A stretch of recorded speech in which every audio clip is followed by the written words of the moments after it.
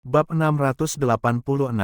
Kudeta. Sementara itu, Mohan dan pasukan pemberontaknya melarikan diri ke ibu kota Siyu, langsung menemui Raja Siyu. Raja Siyu masih belum memahami situasi yang terjadi. Saat melihat Mohan tiba-tiba kembali dengan pasukannya, wajahnya penuh kebingungan. Bukankah kalian pergi menghadapi pasukan Daxia? Kenapa tiba-tiba kembali? Di mana Faize? Mohan memberi hormat dan berkata, Yang Mulia mungkin belum mengetahui. 50.000 pasukan kita telah dihancurkan sepenuhnya oleh pasukan Daxia. Jenderal Faize tidak mendengarkan peringatanku dan bersikeras bertempur melawan mereka. Saat aku mengetahui kabar tersebut dan pergi untuk memberikan bantuan, pasukan kita sudah terkepung sepenuhnya. Kami juga terhalang oleh musuh dan tidak dapat memberikan bantuan apapun. Mendengar kata-kata Mohan, tubuh Raja Siyu seolah tersambar petir. Dia terdiam seperti patung. 50.000 pasukan adalah seluruh kekuatan tempurnya. Wilayah Siyu sangat tandus, dan membiayai pasukan sebanyak itu sudah sangat sulit. Dibandingkan negara-negara sekitarnya, kekuatan militernya adalah yang terkuat, namun, mereka justru dihancurkan dengan begitu mudah.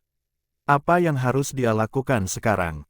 Sejak memutuskan bermusuhan dengan Daxia, pasukan Daxia pasti akan segera datang menyerang ibu kota setelah menghancurkan pasukannya. Semakin memikirkannya, Raja Siyu semakin ketakutan, tubuhnya mulai gemetar hebat. Jika pasukan Daxia benar-benar datang untuk menghancurkannya, maka dia tidak akan memiliki harapan sama sekali. Mohan, kamu benar pembawa sial. Jika saja kamu tidak datang ke Siyu, pasukan Daxia tidak akan pernah menyerang kami. Seorang menteri segera berdiri dan menuding Mohan. Benar sekali, Mohan adalah serigala berbulu domba. Dia hanya memikirkan dirinya sendiri. Dia menyuruh pasukan kita bertempur di garis depan, sementara pasukannya sendiri tidak tersentuh sedikit pun. Dia hanya melihat pasukan kita dibantai tanpa melakukan apapun. Yang Mulia, Anda harus mengambil keputusan tegas. Usir semua pemberontak Turkistan ini dan segera berdamai dengan Daxia. Hanya dengan begitu kita bisa membuat Daxia menarik pasukannya dan menyelamatkan Siyu. Mendengar para menteri berbicara, ekspresi Mohan menjadi semakin gelap. Dia sudah menduga hal ini akan terjadi. Namun, keadaannya sekarang sudah jauh berbeda. Pertama, dia sudah memahami kondisi geografis Siyu dengan baik. Bahkan tanpa bantuan rakyat Siyu, dia sudah bisa bertahan hidup di sini dengan mudah. Selain itu, Siyu sudah kehilangan pasukan utamanya, sehingga mereka bukan lagi ancaman baginya. Jika Raja Siyu tidak mau mendengarkannya, dia bisa menggulingkannya dan mengambil alih kekuasaan. Raja Siyu yang sudah kehilangan akal akhirnya mendengar saran untuk berdamai dengan Daxia. Baginya, ini seperti menemukan sebatang jerami penyelamat di tengah lautan. Dia segera berkata, kalian benar. Segera kirim utusan untuk berdamai dengan Daxia. Selama mereka bersedia mundur, apapun syaratnya akan kuterima. Yang Mulia, Mohan tiba-tiba berteriak lantang, tatapannya dingin saat menatap Raja Siyu dan bertanya, jika kita menyerah kepada Daxia, lalu bagaimana dengan 30.000 pasukanku? Karena menerima kalian, wilayah Siyu sudah hampir hancur. Apalagi yang ingin kamu lakukan? Gunakan kesempatan ini untuk membawa pasukanmu pergi dari Siyu. Aku tidak akan membiarkan kalian tinggal di sini lagi, bahkan selangkah pun. Kami sudah menampungmu sekali, tetapi sekarang Siyu tidak punya kemampuan untuk melawan Daxia. Sebaiknya kalian segera pergi. Semua menteri ingin mengusir para pemberontak Turkistan. Mohan berkata dengan suara berat, jika Yang Mulia melakukan ini, maka Yang Mulia benar-benar telah memaksa aku ke jalan buntu. Jika Siyu tidak menerima kami, kemana lagi kami bisa pergi? Raja Siyu, bahkan tidak mau melihat Mohan sedikit pun. Pergilah kemanapun kamu mau. Aku akan berdamai dengan Daxia. Jika kamu tidak ingin diserahkan ke tangan Daxia, segeralah tinggalkan tempat ini. Hahaha, tiba-tiba, Mohan tertawa terbahak-bahak, mendongakkan kepalanya ke langit. Semua pejabat Siyu terkejut dan mulai merasa cemas. Jangan mereka telah memelihara harimau di dalam rumah dan sekarang harimau itu enggan pergi. Dengan suara tajam, Mohan mencabut pedangnya dari sarungnya dan langsung menempelkan bilahnya ke leher Raja Siyu. Mohan, apa yang kamu lakukan? Kamu ingin memberontak? Lepaskan Yang Mulia segera. Apa kamu sudah bosan hidup? Tahukah kamu apa akibat dari perbuatan ini? Akibat, Mohan menatap mereka dengan dingin, matanya penuh amarah dan giginya menggertak. Kalian semua ini sekelompok orang bodoh. Kalian pikir dengan menyerah kepada Daxia, mereka akan membiarkan kalian hidup.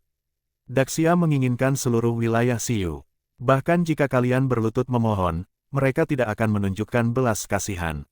Seandainya dari awal kalian mendengar saranku dan memanfaatkan kondisi geografis Siyu untuk melemahkan pasukan Daxia, kita masih akan memiliki peluang untuk menang. Namun, para jenderal kalian malah memilih mati sia-sia di tangan mereka. Sekarang kalian malah menyalahkanku. Apa kalian pikir aku adalah seseorang yang bisa dipermainkan sesuka hati? Aku berikan satu kesempatan terakhir. Jika tidak ingin mati, bersumpahlah setia kepadaku sebagai raja kalian dan patuhi perintahku. Jika tidak, jangan salahkan aku jika bertindak tanpa ampun. Mo Han, saat kamu berada di titik terendah, akulah yang menerima dan melindungimu. Sekarang kamu malah menggigit tangan yang telah menolongmu dan ingin merebut tanahku. Kamu benar berhati serigala. Apa kamu tidak takut akan dihukum oleh para dewa dan tersambar petir? Raja Siyu gemetar karena marah, hatinya dipenuhi rasa terkejut dan kemarahan. Dia sama sekali tidak menyangka Mo Han akan berkhianat secepat ini. Tiba-tiba, sekelompok prajurit menyerbu masuk dan langsung menangkap semua pejabat Siyu. Mo Han menyeringai penuh kemenangan, sekarang ibu kota ini sudah berada di tanganku. Jika tidak ingin mati, maka patuhilah perintahku. Sambil berbicara, ia menekan sedikit pedangnya ke leher Raja Siyu. Segera, setitik darah muncul di kulit leher sang raja. Raja Siyu semakin murka. Hatinya dipenuhi penyesalan yang luar biasa. Ternyata, dia telah memelihara serigala berbulu domba. Dia telah membiarkan musuh masuk ke dalam wilayahnya sendiri. Kamu seorang pengkhianat yang tidak tahu balas budi. Kamu tidak akan berakhir dengan baik. Raja Siyu tahu, jika jatuh ke tangan Mo Han, nasibnya pasti sangat mengenaskan. Seorang pria sejati lebih baik mati daripada dihina. Kamu ingin merebut Siyu dari kami. Daxia tidak akan pernah membiarkanmu hidup. Beri aku kesempatan, dan aku sendiri yang akan membunuh bajingan ini. Para pejabat Siyu pun berteriak marah, tidak ada satupun dari mereka yang mau tunduk pada Mo Han. Wajah Mo Han menjadi gelap, dan dengan sekali tebasan, dia memenggal kepala Raja Siyu. Dia meraung dengan suara menggelegar, bunuh mereka semua. Jangan biarkan satupun hidup. Para pemberontak Turkistan langsung mengayunkan pedang mereka, menumpahkan darah ke seluruh aula istana. Setelah membantai mereka semua, Mo Han tiba merasa sedikit menyesal. Akhir-akhir ini, dia semakin sulit mengendalikan emosinya. Seharusnya, dia tidak langsung membunuh Raja Siyu. Jika dia masih hidup, raja itu bisa dijadikan boneka untuk mengontrol rakyat Siyu. Namun, sekarang sudah terlambat. Kematiannya pasti akan memicu kemarahan rakyat Siyu. Tiba-tiba, seorang pengintai berlari masuk dengan wajah panik. Tuan Mo Han, celaka, ini sangat buruk. Apa yang terjadi? Mo Han mengerutkan kening. Prajurit Daxia sudah mengepung ibu kota. Mereka datang lebih cepat dari yang kita perkirakan. Mo Han tersentak, wajahnya sangat terkejut. Apa katamu? Bagaimana mungkin pasukan Daxia bisa datang secepat ini? Pasukan Daxia mengikuti kita sepanjang malam. Setelah mereka menghancurkan pasukan utama Siyu, mereka tidak berhenti untuk beristirahat, langsung terus maju dan mengepung kota ini. Bahkan pasukan Turkistan yang membelot ke Daxia juga sudah tiba. Mereka tidak berniat memberi kita jalan keluar. Mo Han merasakan hawa dingin menjalari tulang punggungnya. Tanpa banyak bicara, dia menyarungkan kembali pedangnya dan melangkah cepat keluar. Perintah untuk semua pasukan, tutup semua gerbang kota dan blokir dengan batu. Jangan biarkan pasukan Daxia menerobos masuk. Siapkan pertahanan untuk menghadapi serangan meriam. Jangan biarkan para penjaga berkumpul terlalu rapat di tembok kota. Tangkap semua pria dewasa di Siyu. Paksa mereka untuk membantu mempertahankan kota. Bab 687 selesai. Namun, Mo Han benar-benar sudah nekat.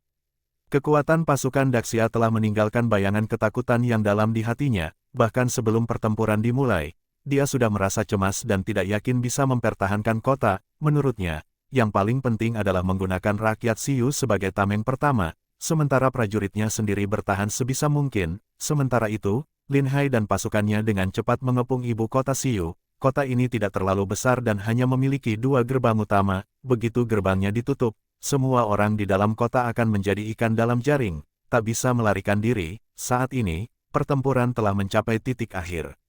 Lin Hai tidak ingin membuang waktu dengan basa-basi. Dia langsung memberi perintah, siapkan semua meriam dan kanon di garis depan.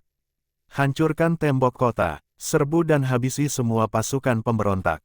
Jangan biarkan satupun lolos. Xiao Yao menggertakkan giginya, matanya penuh kebencian. Aku harus membunuh Mo Han dengan tanganku sendiri.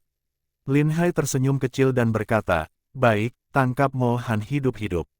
Namun, ia memberi isyarat mata kepada Wang Dayong. Wang Dayong langsung mengerti maksudnya, meskipun Lin Hai mengatakan ingin menangkap Mo Han hidup-hidup, dalam kenyataannya, membiarkannya tetap hidup hanya akan mengorbankan lebih banyak prajurit Daxia. Lebih baik membunuhnya di medan perang secepat mungkin. Wang Dayong merasa terharu, Lin Hai benar-benar peduli dengan nyawa anak buahnya. Begitu perintah diberikan, 10 meriam besar dan lebih dari 1000 senjata api mulai menembakkan peluru mereka secara bersamaan.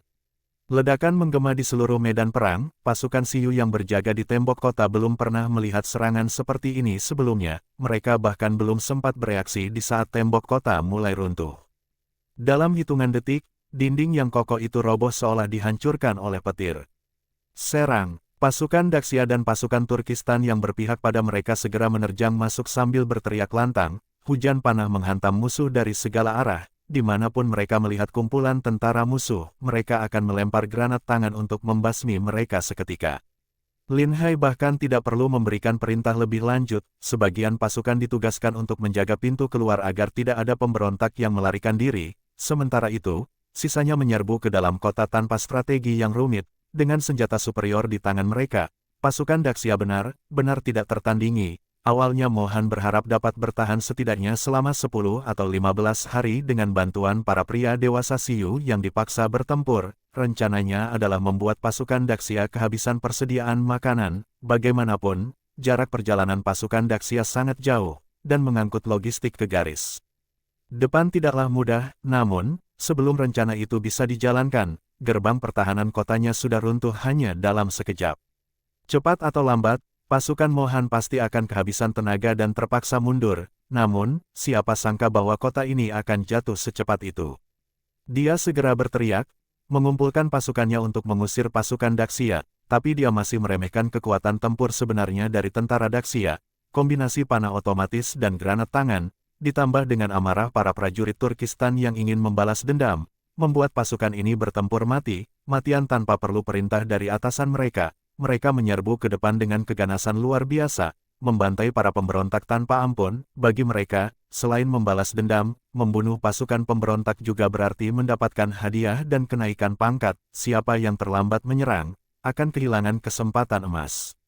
Begitu mereka bertemu dengan pasukan musuh, para pemberontak langsung mengalami kehancuran total. Jika musuh berjumlah sedikit, mereka akan dibantai dengan panah otomatis. Jika terlalu banyak, granat tangan dilemparkan ke tengah mereka. Semakin padat kumpulan musuh, semakin besar korban jiwa yang berjatuhan. Namun, jika mereka menyebar terlalu jauh, mereka tidak akan bisa membentuk kekuatan tempur yang efektif. Taktik pertempuran Mo Han sudah ketinggalan zaman, dia sama sekali bukan lawan bagi pasukan Daxia. Dalam hitungan detik setelah pertempuran dimulai, pasukannya sudah sepenuhnya hancur. Mo Han berteriak keras, berusaha mengumpulkan pasukannya, namun, meskipun dia berteriak sampai suaranya serak, sebagian besar anak buahnya tidak bisa mendengar perintahnya. Ledakan granat tangan telah menenggelamkan suaranya sepenuhnya. Sementara itu, Wang Dayong bersama pasukan elitnya terus mengejar Mo Han. Akhirnya, mereka menemukan jejaknya. Wang Dayong memberi perintah, semua orang, siapkan granat tangan. Begitu aku memberi aba-aba, lempar semuanya ke depan. Siap, Komandan. Wang Dayong terlebih dahulu menyapu musuh di depan dengan panah otomatis, kemudian, dia menghentakkan kuda, mempercepat pengejaran terhadap Mo Han. Mo Han, yang merasa ada bahaya mendekat, menoleh ke belakang dan melihat Wang Dayong menatapnya dengan penuh niat membunuh. Sekujur tubuhnya langsung menggigil ketakutan. Dia berusaha melarikan diri, tapi di tengah medan perang yang penuh sesak dengan prajurit, membalikkan kuda dan melarikan diri tidaklah semudah yang dia bayangkan. Wang Dayong berteriak keras, lempar granat. Bunuh mereka semua. Dia menyalakan sumbu dan melemparkan granat ke arah Mo Han. Mo Han menatap dengan mata terbelalak saat melihat hujan granat turun dari langit. Dalam sekejap, terdengar ledakan bertubi-tubi, rasa sakit menjalar ke seluruh tubuhnya, lalu semuanya menjadi gelap. Mo Han tewas seketika. Pertempuran berlangsung selama 2 jam penuh, semua pemberontak dibasmi tanpa sisa. Kota kerajaan Siyu kini berada dalam kendali penuh pasukan Daxia. Setelah memastikan kemenangan total, akhirnya Lin Hai memasuki kota dengan langkah santai bersama pasukannya. Wang Dayong datang menyambutnya, tatapan mereka bertemu, lalu Wang Dayong mengangguk pelan. Lin Hai tersenyum tipis, seperti yang dia duga. Wang Dayong menangani semuanya dengan sempurna. Tuan, Mohan telah tewas dalam kekacauan pertempuran. Aku gagal menangkapnya hidup-hidup. Lin Hai melambaikan tangannya dengan santai. Di medan perang, segalanya berantakan. Tidak perlu memaksakan diri. Selama dia tidak bisa kabur, itu sudah cukup. Cao Yao juga menemukan mayat Mohan. Namun, saat dia memasuki kota yang kacau akibat pertempuran, dia tidak berhasil menemukan Mohan secara langsung. Dia menggertakkan giginya dengan marah dan berkata, jadi dia mati begitu saja. Terlalu mudah untuknya. Lin Hai tersenyum dan menenangkan, dia sudah mati, anggap saja. Semua urusan dengannya selesai. Tidak perlu sampai menghina mayatnya, bukan. Aku bukan orang yang sehina itu. Cao Yao mendengus dingin. Lin Hai segera memerintahkan pasukan untuk membersihkan medan perang. Siapa sangka penaklukan Siyu akan berjalan begitu lancar. Kini, Siyu hampir tidak memiliki kekuatan militer yang tersisa. Lin Hai membagi pasukan menjadi beberapa kelompok untuk merebut kota-kota yang tersisa dan menundukkan rakyat Siyu. Setelah itu, semua penduduk akan didata ulang dan Siyu secara resmi akan berada di bawah kekuasaan dinasti Daxia. Namun, di benak Lin Hai, yang lebih menarik perhatiannya bukanlah masalah pemerintahan Siyu, melainkan tambang batu giok Hetian. Dia segera mencari penduduk setempat untuk mendapatkan informasi. Seperti yang diduga, mereka berhasil menemukan lokasi tambang batu giok Hetian. Beberapa bongkahan batu giok mentah berhasil dipotong dan dipoles. Ketika batu giok itu memperlihatkan warna putihnya yang berkilau seperti lemak domba, mata para wanita yang melihatnya langsung berbinar. Indah sekali. Aku tidak menyangka Siyu memiliki harta seperti ini. Lin Ruoxue dan Putri Chen Xi adalah wanita yang telah melihat banyak perhiasan indah. Mereka sangat memahami betapa berharganya batu giok semacam ini.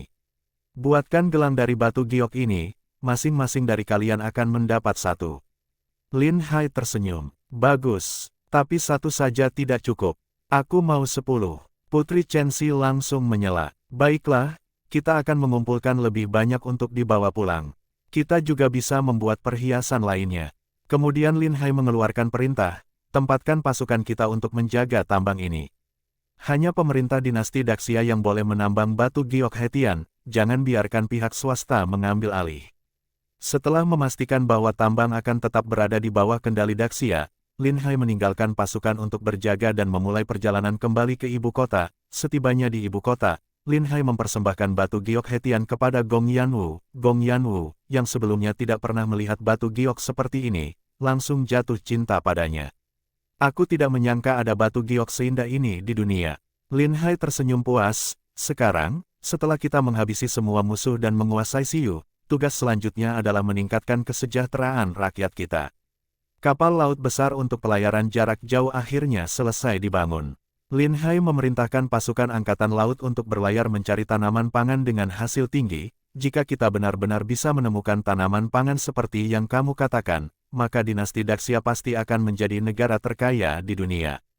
Gong Yanwu penuh harapan akan masa depan. Beberapa tahun kemudian, di sebuah taman luas di Suhang, suara tawarnya terdengar tanpa henti. Lin Hai dan para istrinya sedang bermain di taman bersama anak mereka. Bahkan Gong Yanwu pun sudah meninggalkan pakaian kebesarannya sebagai ibu suri dan kini mengenakan pakaian wanita biasa, menikmati kehidupan sederhana. Kehidupan keluarga mereka harmonis dan bahagia. Sementara itu, Kaisar baru dinasti Daxia telah naik tahta, sementara ibu suri mundur dari panggung politik, di bawah bimbingan para menteri yang setia. Kekuatan dinasti Daxia terus meningkat, rakyat semakin sejahtera, terutama setelah benih jagung, ubi jalar, dan kentang dari selatan mulai ditanam, produksi pangan melimpah, dan tidak ada lagi rakyat yang kelaparan. Di sisi lain, perdagangan batu giok Hetian semakin berkembang, perjudian batu giok menjadi tren di kalangan para bangsawan dan orang kaya. Setiap tahun, kerajaan memperoleh keuntungan jutaan tael perak dari bisnis ini. Sementara itu, nama Lin Hai dan Yu Huasi menjadi legenda. Dikatakan bahwa mereka adalah dua orang terkaya di dinasti Daxia, namun hanya sedikit orang yang pernah melihat mereka. Secara langsung, mereka perlahan menjadi mitos yang dihormati oleh rakyat, dikenang sebagai sosok yang membawa kemakmuran bagi dinasti Daxia. Selesai, sebentar-sebentar ini ada bab ekstra ya, mungkin sekitar 200 bab, jadi tunggu admin ngedit dulu.